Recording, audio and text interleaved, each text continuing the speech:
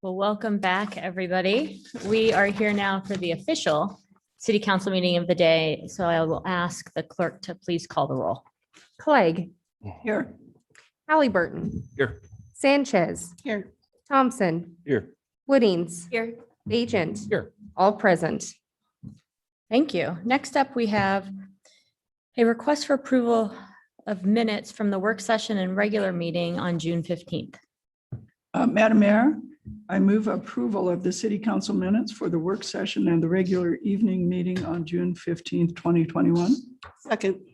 We have a motion and a second. Clerk, will you call the roll? Clegg, Yes.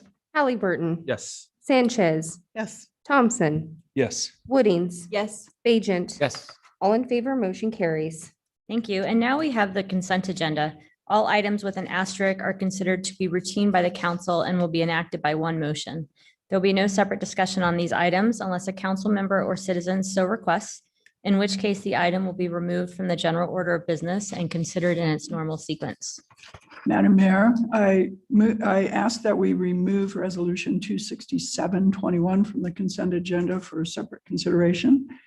And Second. with that would move approval of the consent agenda as otherwise presented. Second. We have a motion and a second. Clerk, will you call the roll? Clegg, Yes. Halliburton, Yes. Sanchez, Yes. Thompson, Yes. Woodings, Yes. Agent, Yes. all in favor, motion carries.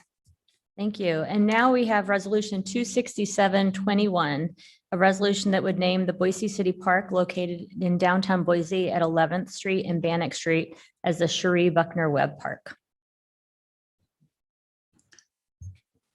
Madam Mayor, I move approval of resolution 26721. Second. We have a motion and a second. I imagine there will be discussion. Madam Mayor, thank you. I am so excited to be able to be the maker of this motion.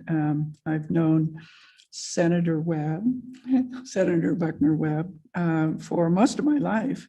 My family grew up in the East End. I was just a little squirt, so my sisters knew her family much better than I did. We moved to Boise, but the Buckner Webb family has been a leader in this community in many ways for many years. And Cherie's service has been particularly notable, serving as the first female Black person in the Idaho State Legislature. But it goes so far beyond that. The work that she does behind the scenes, the work that she does in her professional life, all have over the years made Boise a better, more inclusive, more welcoming place.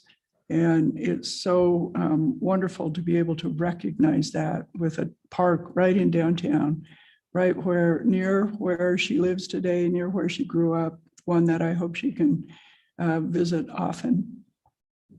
Madam Mayor. Oh, go ahead. Thank you, Madam Mayor.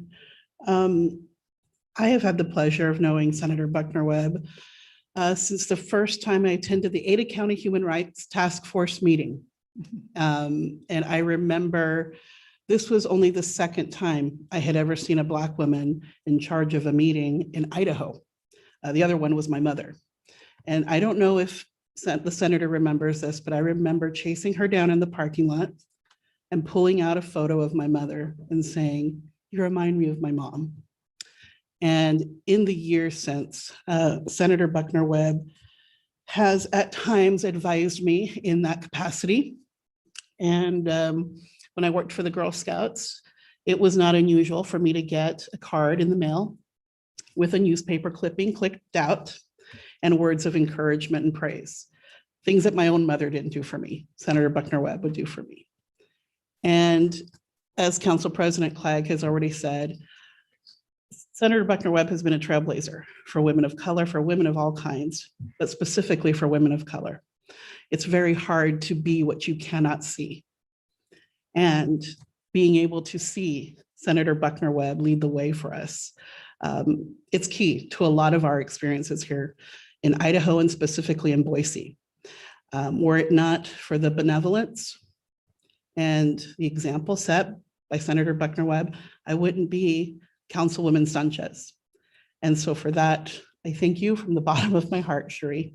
And I have a message to convey to you from Eric Love, former student body president of ASBSU. He says, when I visit Boise this summer, I want to have a cup of coffee with you and Senator Buckner Webb in Cherie Buckner Webb Park. So I hope it's a date. Madam Mayor, this park has been something that has been in my household conversation for a very long time because my husband is the vice chair of CCDC. So we talk about this park often, and we've been talking about it for years. And as they were going through the development of the park in collaboration with the city, and there were a couple of different naming processes that happened, and nothing was quite right. I'm going to try not to lose it, so you better not lose it until this name came up. And it was just the perfect thing. We have a long tradition in Boise of parks named after notable trailblazing women.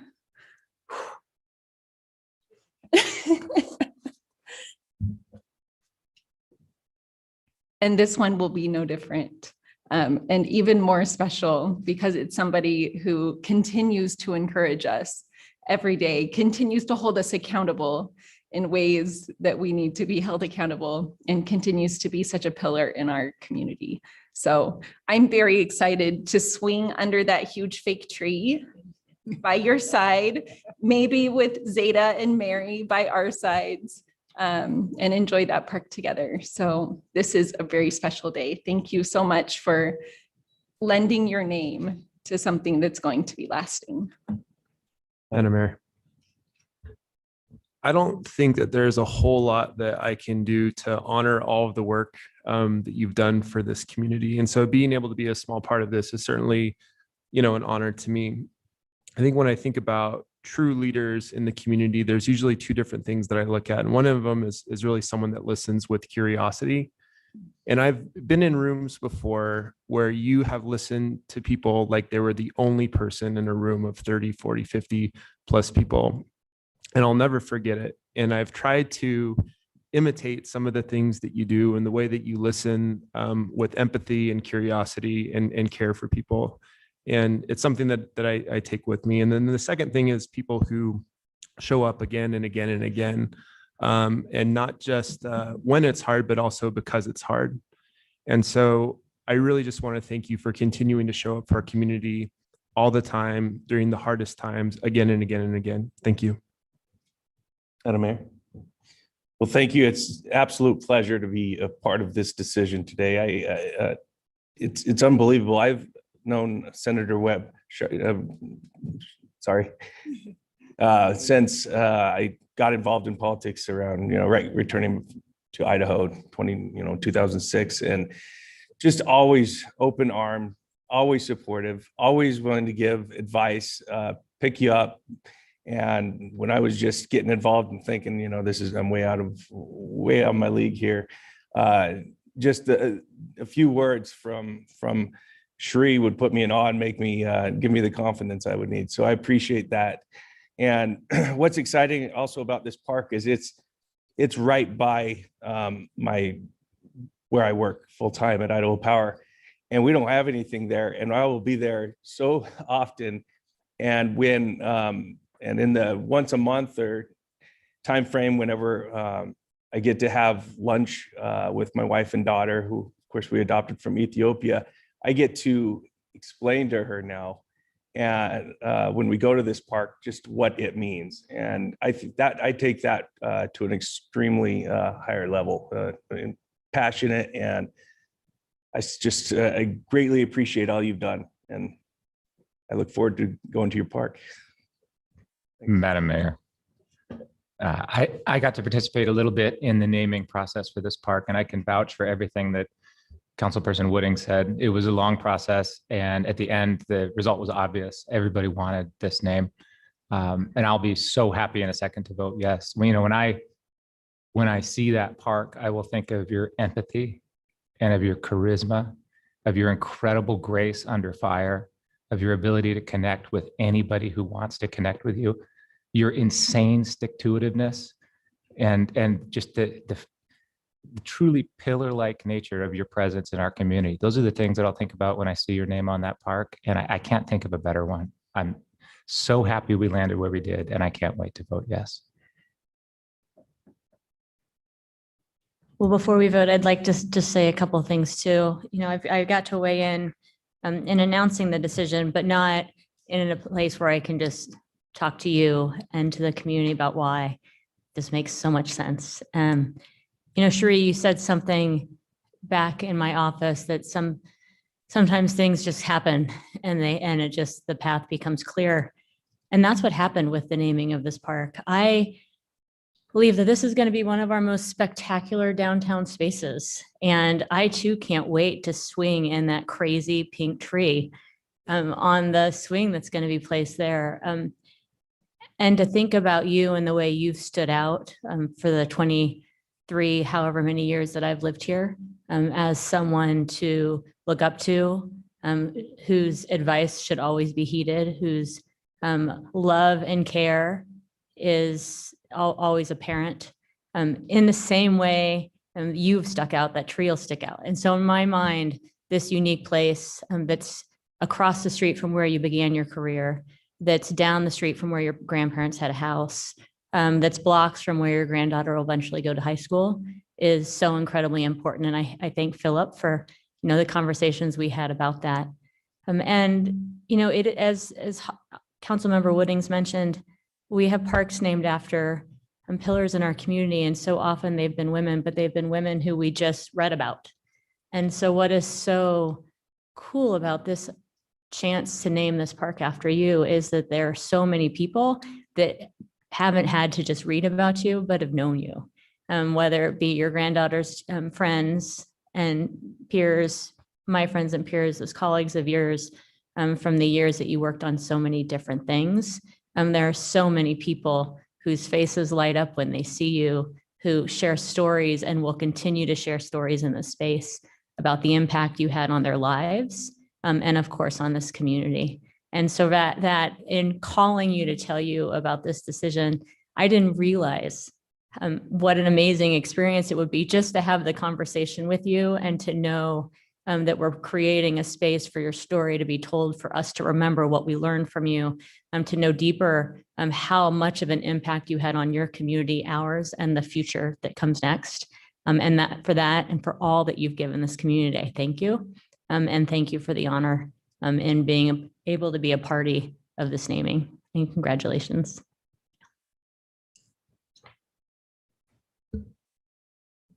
Clegg, Yes. Halliburton, Yes. Sanchez, Yes. Thompson, Yes. Woodings, Yes. Bajent. Yes. All in favor, motion carries.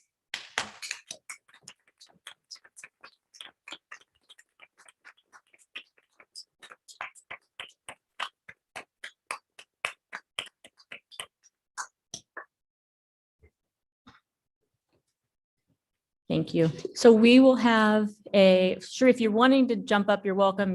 There's no expectation, but I don't want to prevent you from doing that if you want to. But just as a follow-up for council and the community, when this park's opening date is scheduled, we will have the festivities befitting the park and importantly, the name and person for whom this park is dedicated at that time. But congratulations.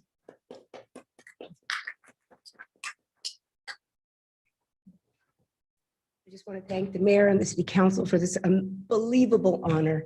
And I stand on the shoulders of many people in my family that brought us here and kept us here and wouldn't let us leave here. And we are proud to be here. And I don't take this lightly. I greatly appreciate it. And thank you. Thank you all. So now it really feels like we have no other business that we really want to do because it'll just seem like such a drag that we got to move into the regular stuff. But thank you for being here. Yeah. And with that, we have no ordinances on first or second reading, but we do have some on third. Thank you, Madam Mayor. Well, first of all, I'm glad I got to go first because I would not have made that through. With that, I ask, I move that further reading of ordinance 2821, 3021, and 3121 be dispensed with, and that the record reflect that they have been read for the third time in full. Second. We have a motion and a second, clerk? Clegg, Yes. Halliburton, Yes. Sanchez, Yes. Thompson, Yes. Woodings. Yes. Bajent. Yes. All in favor, motion carries. ORD 28-21 and ordinance CAR 21-00003 for property located at 5454 through 5490 West Grover Street, amending zoning classifications of the city of Boise City to change the classification of real property, particularly described in section 1 of this ordinance from R-1C, single-family residential urban, to R-2D, medium-density residential with design review overlay, setting forth a reason statement in support of such zone change and providing an effective date. ORD 30-21, an ordinance amending Boise City Code geothermal system regulations 10-3-2 to update definitions, amending Boise City Code geothermal systems regulations to remove reference to natural gas prices, and amend Title 10, Chapter 3 for general corrections, approving a summary of the ordinance and providing an effective date. ORD 31-21, an ordinance amending Boise City Code Title 10, Chapter 1, irrigation system regulations, approving a summary of the ordinance and providing an effective date. Madam Mayor, I Yes. move that ordinances 2821, 3021, and 3121 be approved. Second. We have a motion, and a second, clerk, will you please call the roll? Clegg, Yes. Halliburton, Yes. Sanchez, Yes. Thompson, Yes. Woodings. Yes. Bajent. Yes. All in favor, motion carries. All right, do we have an executive session? No, all right, I didn't think so. With that, we just have the final wrap-up item from our budget workshop. Councilmember Thompson. Outstanding. Thank you very much. So hopefully you've all had the opportunity to read the memo that went out late last week.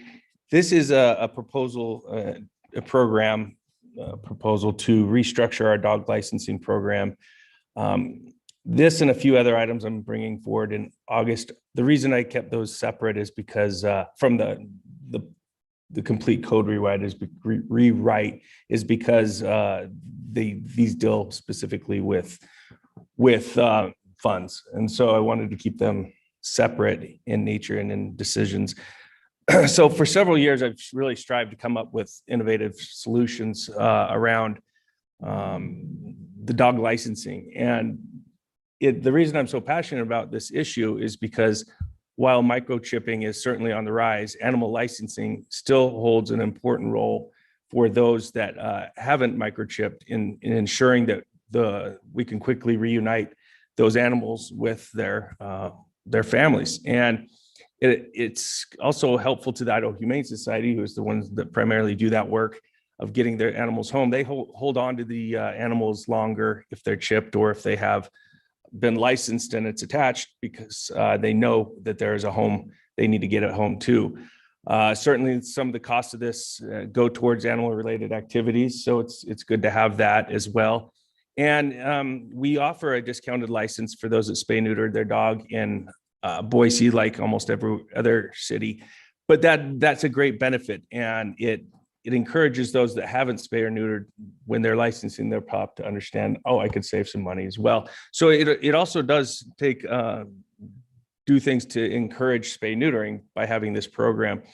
So the city of Boise charges $20.25 for this, and but we have a very low rate of compliance, and a lot of cities struggle with this. Few people license, and when they do, the renewal doesn't always take place. And I looked at the costs and the comparisons, and we certainly are higher than average in our surrounding cities. In the Ada County area, it averages about $13 for that same license, and it's very comparable to same size Western cities at $18, so only a couple bucks higher than those. But this approach that I'd like to bring forward is an attempt to increase licensing participation, hopefully end as a revenue neutral or gain, and ultimately make it easier to enforce the code issues and reunite them with their pets. But what's exciting is there's probably only one council member in here that finds this idea to be ingenious. And it's not just me, it's actually Councilmember Bajent who came up with this idea. And I thank him because, and hopefully that means he supports his idea, but it was exciting because this is something that I've really thought about for several years and looked at other communities, but this approach I think is a really fun idea and could really have a positive impact. Is much different than just decreasing the cost of a license. Also, Council President Clegg, who contributed to this and helped with the memo and put her own thumbprint on the policy and the proposal idea. So this is what it comes down to. Thank you very much. The idea here is to reduce the cost of the rate of the spay neuter to $20. And this is just for ease of policy. It's only a quarter off. That way, when we get to this part, next fiscal year, the proposal would be that if your dog is presently licensed, you can renew at that spay neuter your pet for half price, $10. If your dog is not spayed neutered, you could renew it at $30, which is normally $53.50. And if your dog is not licensed, same thing. You can do it for $10 and $30 if it's not spayed or neutered. But this will only be for one fiscal year. So after next fiscal year, the prices would go back up to their normal rate.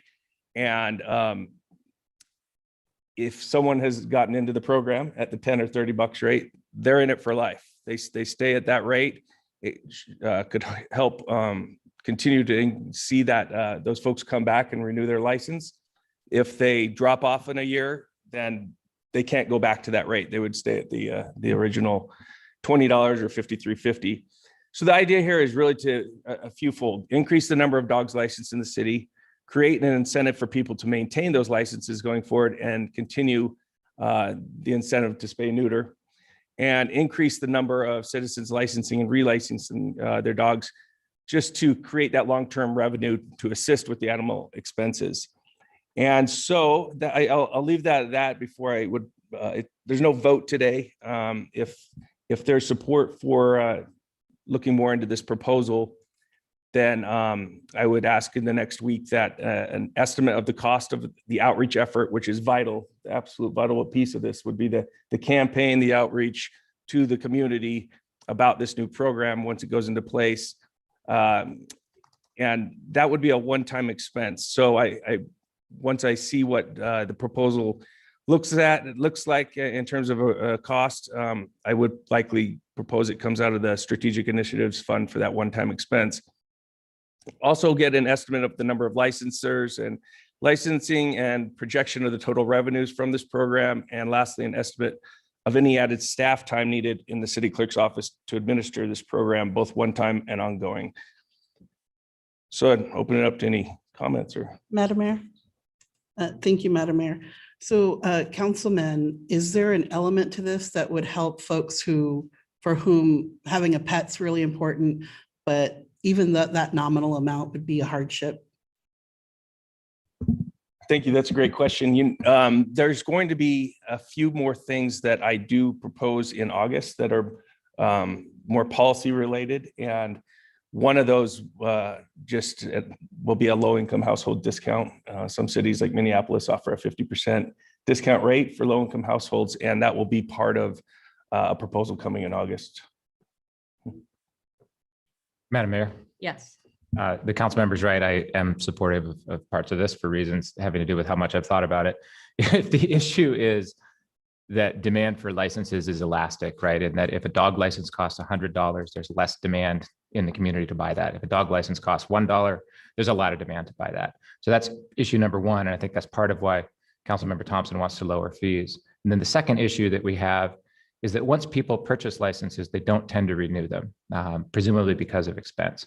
And so what TJ has come up with here, and I've helped a little bit around the edges, he shouldn't be giving me any credit, is a way of getting people in at a low cost to increase demand. So more people are buying the license, while also incentivizing them to stay in so that we're getting renewals. And the way that TJ has set these prices, if we get one person to renew their license for 1 year, we've captured all the revenue that we would have captured from the first purchase the first time. If one person renews their license for 2 years, we're actually ahead of where we would be if that was a person who otherwise wouldn't renew at the higher rate. So I think it's a great idea. I think it's worth exploring. There are some attendant costs with community engagement and, you know, some wonky financial stuff to figure out, but it's definitely worth considering. And I think it's a smart and good way to try to tackle this issue that TJ's been working on for a long time. Madam Mayor. Mhm. Thank you. I am also supportive after working with TJ, and I appreciate his willingness to make a few modest changes to this that I think make it even more possible that it will be effective at increasing the number of licensures. I believe that it really is in the long-term best interest of the city to get as many dogs licensed as we can. I think this is a way to provide an incentive to do that. I know there was some concern about also reducing the rate for non-spay and neutered, but if you look at our license rate, which is below 20% overall, it becomes pretty clear that especially those folks who haven't spayed and neutered are some of the ones who are staying away from the licensing. And hopefully this will bring them in, because then it also brings them in to a system where we know that they do have this pet, and that their family can be encouraged to spay and neuter when and if it makes sense for them. Right now, we can't reach them. So I think there's an ongoing benefit if we can get them into the system. I also agree with Councilmember Bajent that this is a ingenious way to both encourage those first-time licenses, but also encourage the renewals to happen. Madam Mayor, as the parent of a dog who often follows her nose, often to the dog park down the street from our house, and sometimes might get picked up by animal control, I'm very supportive of dogs being licensed because it makes it so much easier.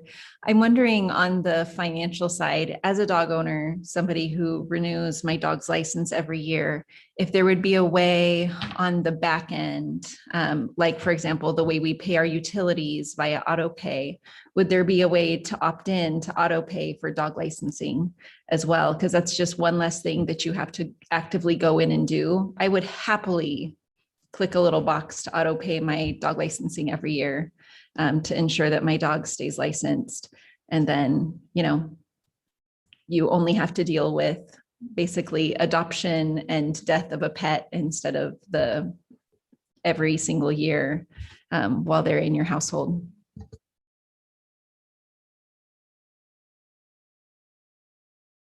Madam Mayor, no real comments here. I think a lot of research has gone into this, a lot of effort. I'm certainly supportive, and I appreciate all the work that's gone in. So thank you.